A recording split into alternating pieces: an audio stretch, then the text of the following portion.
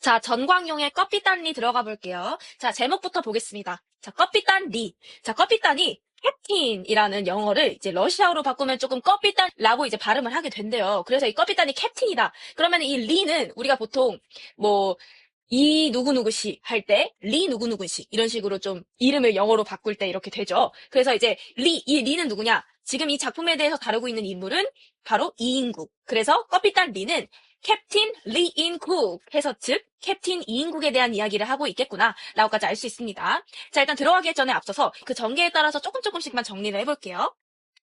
일단 먼저 일제강점기 때에는 이 이인국이라는 사람이 제국대학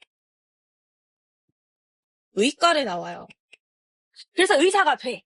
조선인인데 일본 제국 대학에서 의과를 그것도 수석으로 졸업해. 근데 게다가 병원을 개업했는데 일본인과 친일파를 상대로 병원을 개업해서 정말 일본 편이 되어서 열심히 일을 한 거야. 그래서 이제 이 일본의 왕이 해중시계라는 이인국의 소중한 보물을 막 취하면서까지 이인국이 영화를 누리고 있었어요. 이때 당시에. 그래서 고기 영화를 누렸습니다. 친일파로서. 근데 이러한 독일 영화가 오래 가지 않았죠. 왜? 우리가 곧 해방을 맞이했으니까. 자, 해방을 하고 나서 북쪽에는 소련이 들어왔고요. 남쪽에는 미군이 들어왔어요. 그래서 이때 당시에 이인국 박사는 북쪽에 위치를 했어서 소련군이 이제 북쪽으로 들어오게 돼요. 이제 그러면서 소련군이 가장 먼저 펼친 정책이 친일파들을 척결하자입니다. 친일파들을 척결하는 것을 먼저 생각했어요. 근데 지금 이인국이 일제강점기 때 어떻게 활동했다 했죠? 친일파로 활동했다 했어. 그럼 당연히 이 이인국 박사도 끌려가겠죠. 그래서 이렇게 옥살이를 하게 됩니다. 이인국 박사가. 소련군들한테 끌려가서 그러던 중에 이제 일본 왕한테 받은 회중시계도 소련군들한테 뺏기고 그냥 감옥살이를 계속 하게 돼요. 그렇게 부귀 영화를 누리던 내가 감옥에 이렇게 박혀있다니 그러던 중에 이제 그 감옥에 전염병이 돌게 됩니다. 근데 지금 이인국이 아까 직업이 뭐라 했죠? 의사였어요. 그래서 그런 전염병들을 이제 치료해주면서 소련군의 호감을 사게 돼요. 그래서 이제 자주 이제 소련군들 이제 왔다 갔다 하는 것도 보게 되고 조금 이제 가까워지던 와중에 스텐코프라는 장군을 마주치게 돼요. 근데 이 스텐코프 장군이 이상한 게 이 얼굴에 이렇게 큰 혹이 달려 있는 거야. 저런 온전치 않은 용모임에도 이제 그때 당시에 그런 용모임에도 장군까지 와 있다는 건 저 사람이 정말 지위가 높구나라고 이제 생각을 하게 된 이인국이 저 장군의 혹을 떼어주고 저 장군이 나의 동아줄이 되게끔 하면 되겠다. 그래서 스테코프 장군한테 접근을 하게 됩니다. 내가 이 혹 떼줄게. 그럼 너가 나도 감옥에서 밖으로 꺼내주고 회중시계도 돌려주고 뭐 이렇게 해줘. 라고 이제 얘기를 해서 둘이 거래를 하게 돼요. 그래, 내 혹을 떼주면 그렇게 해줄게. 근데 나 혹 못 떼면 이인국 너 죽는 거야. 이런 식으로 거래를 하게 됩니다. 근데 그 결과 이인국이 실력이 또 좋아. 그래서 혹을 뚝 떼줘요. 그 결과 이제 소련군의 어떠한 호감도 있는 뿐더러 이제 소련 장군의 뒷배도 가지게 되며 그 감옥에서 나오게 됩니다. 그리고 나서 이제 머지않아 6.25가 발생을 하게 됩니다. 자, 6.25의 발생이 하면서 일사후퇴까지 이루어지면서 이인국 박사가 원래 북쪽이었는데 남한까지 내려와요. 근데 그러한 과정에서 아까 스텐코프 장군이랑 친해지고 막 이렇게 뒷배가 생겼다라고 했죠. 그래서 이 6.25 전에 원래 아들을 그 스텐코프 장군의 좀 도움을 받아서 그 소련 쪽으로 유학을 보냈단 말이야. 근데 이 6.25가 발생하고 나서부터 1.4후퇴가 이루어지는 때까지 아들이 연락이 안 돼. 아들이 실종돼. 그래서 이것 때문인지 뭐 어떤 것 때문인지 모르겠으나 어쨌든 아내가 죽습니다. 아내가 이때 죽어. 그리고 이제 현재로 오는 과정에서 이제 아내도 죽고 아들도 죽고 딸 하나만 있다? 딸 하나만 있고 왔는데 그러던 과정에서 전에 의사로 일할 때 만났던 간호사 해숙. 간호사 해숙을 만나게 돼요. 그래서 이 간호사 해숙과 재혼을 하게 돼서 간호사 해숙이 이제 두 번째 부인이 되고요. 이제 그러던 와중에 이제 딸이 미국으로 어떻게 또 유학 보내는 데를 성공해요. 근데 딸이 갑자기 미국에서 나 신랑 찾았어. 이래버리는 거야.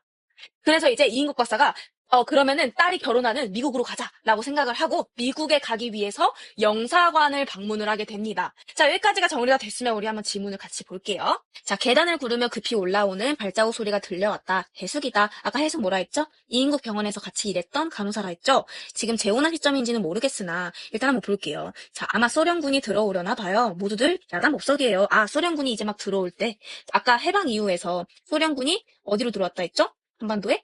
북쪽에 소련군이 들어왔다 했죠? 그럼 지금 이인국 박사가 지금 위치하고 있는 곳은 북쪽이 되겠나 봐요. 그래서 이제 북쪽에 들어온대. 아, 그럼 아직 해숙도 재혼하지 않은 시점인가 보다까지 알 수 있어요. 지금 여기 얘기네. 그래서 숨을 헐떡이며 이야기하는 해숙의 말에 이인국 박사는 아무 대꾸도 없이 눈만 껌뻑이며 도로 앉았다. 여러 날째 라디오에서 오늘 입성 예정이라고 했으니 이제 정말 오는가 보다 싶었다. 자, 오늘 막 소련군들이 북쪽으로 들어오는 것 같아요. 자, 해숙이 내려간 뒤에도 이인국 박사는 한참 동안 아무 거동도 못하고 바깥쪽을 내려다보고만 있었다. 무엇을 생각했던지 그는 움찔 자리에서 일어났다. 그리고 벽당문을 열었다. 안쪽에 손을 뻗쳐 액자트를 끄집어냈다. 자, 왜 무엇을 생각했던지 움찔 자리에서 일어나. 자, 생각을 해보자. 자, 아까 시대변경을 다시 볼게요. 해방 이후에 소련군이 들어왔어. 그리고 가장 먼저 펼친 정책이 친일파 척결이에요. 근데 생각을 해보니까 자기 자신이 친일파야. 그러면은 이 친일 흔적이 드러나면 자기도 친일파로서 감옥에 가겠죠. 그래서 이제 이인국 박사가 친일 흔적을 빨리 지워야겠다 하고 움찔 자리에서 일어난 시점이네요. 자, 그래서 액자자를 끄집어내었더니 뭐라 써져 있어? 국어 상용의 가. 자, 여기서 말하는 국어는 우리가 말하는 한국어가 아니라 일본어죠. 일본어를 잠시 사용하고 있는 집이다. 즉, 그 정도로 이인국이 진입했음을 알려주는 어떠한 물체가 되겠죠. 그래서 해방되던 날 떼어서 집에 넣어둔 것을 그동안 깜빡 잊고 있었다. 자, 해방되던 날 떼어서 집에 넣어뒀어. 왜? 해방이 됐으니까 친일의 흔적을 빨리 지워야겠죠. 자, 그래서 그는 액자틀 뒤를 열어 음식 면허장 같은 두꺼운 모도지를 꺼내요. 글자 한자도 제대로 남지 않게 손끝에 힘을 주어 꼼꼼히 찢었다. 자, 아까 왜 이거 해야 한다 했죠? 소련군이 들어오기 전에 이 친일한 증거를 없애야 해서 이거를 막 찢었죠. 자, 이 종이장 하나만 해도 일본인과의 교제에 있어서 얼마나 떳떳한 구실을 할 수 있었던가. 아, 이 종이장 하나를 통해서 이 이인국 박사가 친일을 하는데 어떠한 영화가 되어주었던 것 같네요. 그래서 야릇한 미련 같은 것이 섬광처럼 머릿속을 스쳐 지나갔다. 저기서 말한 미련은 뭐다? 아까 말했듯이 친일을 할 때 일본인을 상대로 이제 의사로서 병원을 개업하면서 부귀영화를 정말 많이 누렸다 했잖아. 이 부귀영화를 누렸던 그 미련 같은 것이 섬광처럼 머릿속을 스쳐 지나갔대요. 자, 그래서 과거 얘기를 할 것 같아. 환자도 일본말 모르는 죽은 거의 오는 일이 없었지만, 일본을 상대로 병원을 개업했음을 다시 한 번 더 얘기해주고 있네요. 자, 배회 관계는 물론 집안에서도 일체 일본말 말을 써왔다. 해방 뒤 부득이 써오는 제 나라 말이 뭐겠죠? 한국어겠죠. 한국어가 오히려 의사 표현에 어색함을 느낄 만큼 그에게는 거리가 먼 것이었다.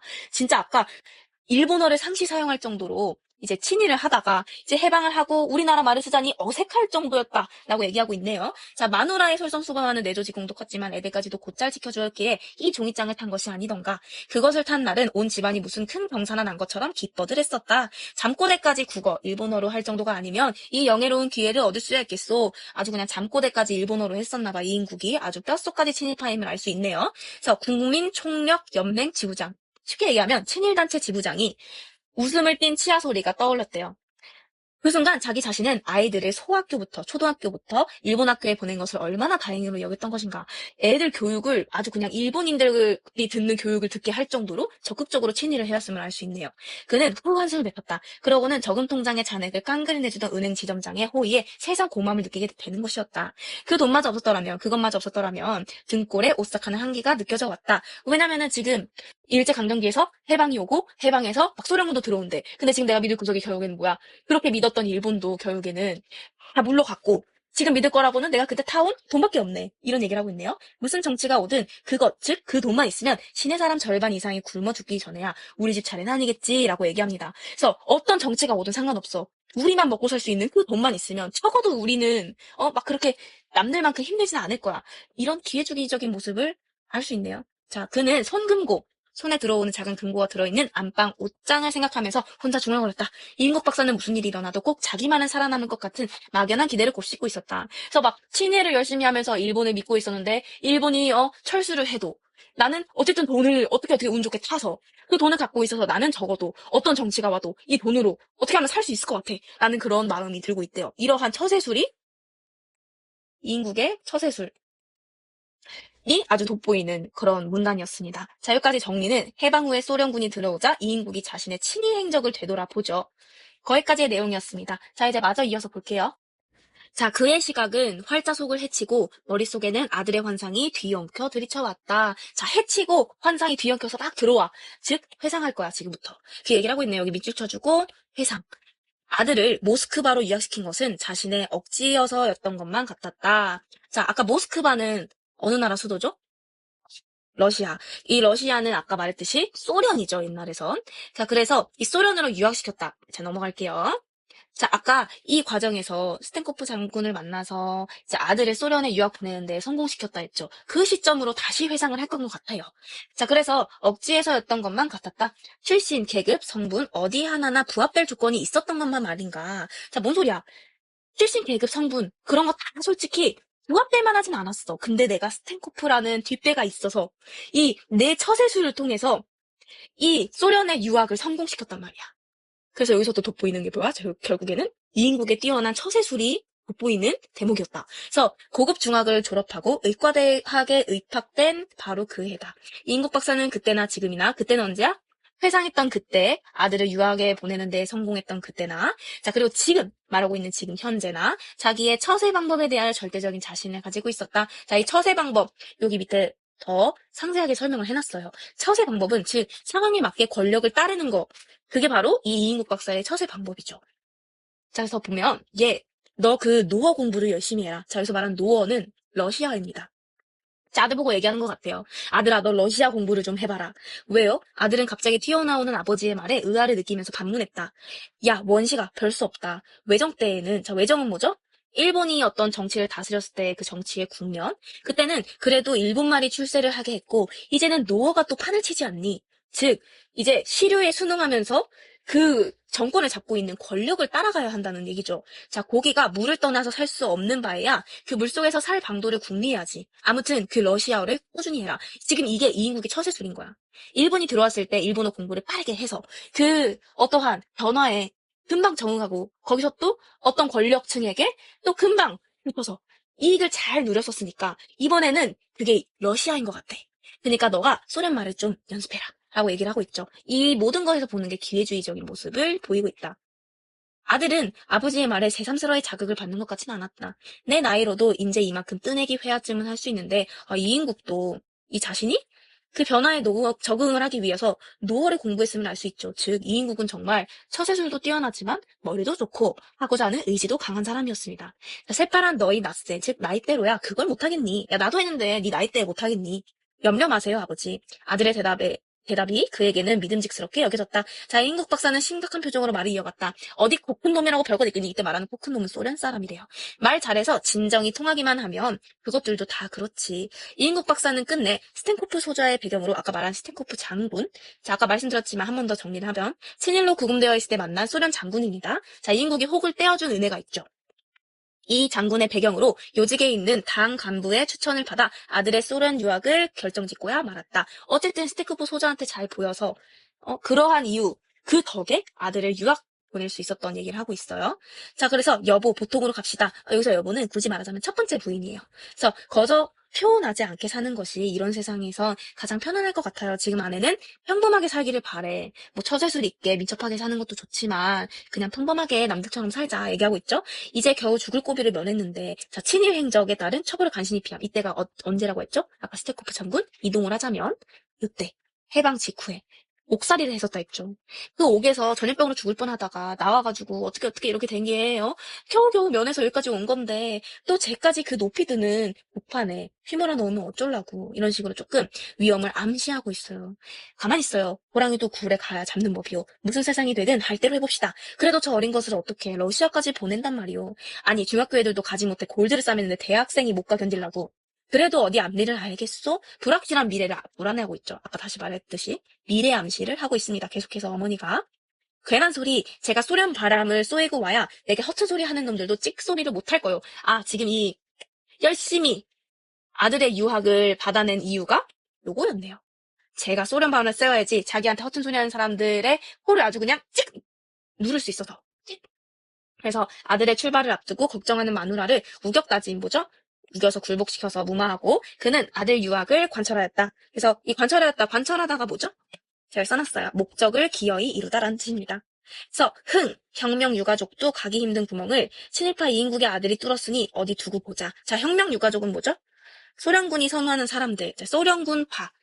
그 소련군파들이 가기 힘든 구멍을 친일파였던 소련국이 이제 척결하고자 했던 그 친일파 중에 하나인 이인국의 아들이 그 구멍을 뚫었으니 어디 한번 보자 하고 만장의 기염을 토하며, 자, 만장의 기염 뭐죠?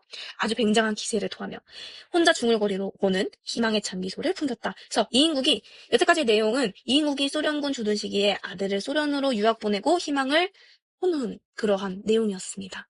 그래서 지금 보면은 여기 정리를 좀 해놨는데, 일단 갈래는 단편 소설인 거 우리가 알고 들어갔고, 성격은 굉장히 비판적이에요. 왜? 이 소설 자체가 이인국 박사라는 기회주의적인 인물을 비판하기 위해서 이 사람의 스토리를 들려주는 거거든. 그래서 비판적인 성격이다. 시점은 전지적 작가 시점이죠. 자, 이인국 박사가 나 이러지도 않고 그냥 이인국 박사 이렇게 나오죠. 그래서 배경은 일제강점기 말에서 1950년대, 아까 말씀드렸죠. 일제강점기에서부터 쭉 와서 1950년대까지 이어진대요. 그래서 주제는 기회주의자의 삶에 대한 비판, 특징으로는 현재 상황에서 과거를 회상하는 형식을 취함. 아까 여기 이 중요한 문장을 보고 알 수 있어요. 회상으로 전개가 되고 있다. 자, 그래서 상황 변화에 따른 인물의 심리 변화가 직접적으로 제시됨까지 특징 정리하면 이렇게 커피 딴 리는 끝이 납니다. 질문 있으신 분들은 캡처하거나 캡처도 귀찮다. 그럼 몇 분 몇 초 이런 식으로 저한테 이제 단톡방에 보내주시면 언제든지 답변 달아드릴게요. 수고하셨습니다.